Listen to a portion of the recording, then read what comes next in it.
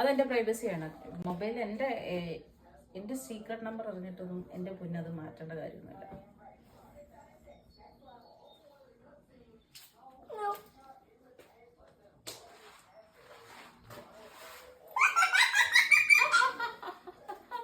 അതിനകത്ത് എനിക്കറിയാം അതിന്റെ പിൻ നമ്പർ ഇല്ലാതെ അതിനകത്ത് ആകെ ഇതാവുന്നത് വർക്കാവുന്ന ക്യാമറ മാത്രമേ ഉള്ളൂ. പോകാൻ മടിയാകുന്ന വെച്ചേ പോകാതിരുന്നാലോ? എന്റെ കൊച്ചു മാത്രമേ എന്നെ സപ്പോർട്ട് ചെയ്യുന്നുള്ളൂ.